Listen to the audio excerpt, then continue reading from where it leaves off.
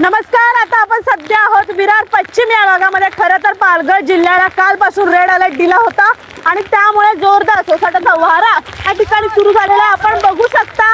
आपण ground report करतोय जनतेचा लोकमानस या चॅनल मधून. जोरदार सोसाट्याचा वारा या ठिकाणी सुटलेला आहे. अनेक नागरिक या पाण्यामध्ये अडकलेले पाहायला मिळतात. खरं तर अनेकांच्या गाड्या सुद्धा आपण बघू शकतो या ठिकाणी अडकलेल्या आहेत, बंद पडलेल्या आहेत. आणि हा मुख्य रस्ता आहे विरार या भागातील आणि ही परिस्थिती सध्याची आहे.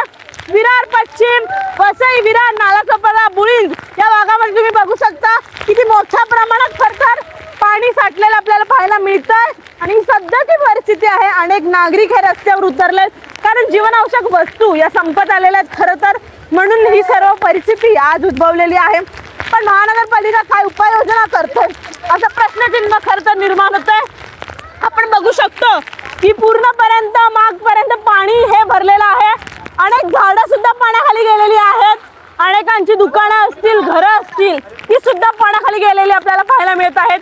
मी तृप्ती भोसले. आता आपण सध्या आहोत विरार या भागामध्ये. खरं तर पाणी जास्त भरल्यामुळे गाड्या सुद्धा अडकलेल्या आहेत आणि हे आहेत या ठिकाणचे रहिवासी आणि भाजीवाले. त्यांचं भाजीचं खूप मोठ्या प्रमाणात नुकसान झालेलं आहे खरं तर आणि गाडी सुद्धा त्यांची अटकली आहे. तर त्यांची काय प्रतिक्रिया आता सध्याची आपण जाणून घेऊया. गाडीमध्ये पाणी शिरलंय. पूर्ण गाडीमध्ये पाणी शिरलंय. भाजीचं बहुत नुकसान झालं. भाजीचं खूप नुकसान झालंय. आम्ही एक दिवसापूर्वी भाजी भरली आणि आज 4-5 दिवस झाले पाऊसच उघडा नाही. पूर्ण पाणी भरलंय. पब्लिक पण बाहेर निघा नाही आणि पूर्ण भाजी आम्ही टाकून.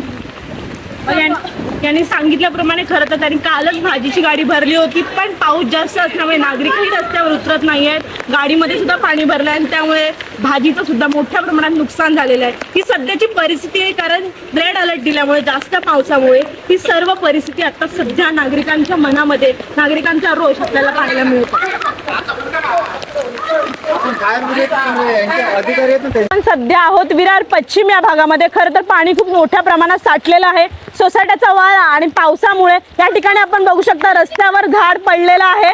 स्थानिक रहिवाशांकडून झाड हटवण्याचा प्रयत्न सुरू आहे. कोणती जीवितहानी या ठिकाणी झालेली नाही परंतु झाड मात्र पडलेलं आपल्याला पाहायला मिळत आहे. ही सध्याची परिस्थिती आपण बघू शकता.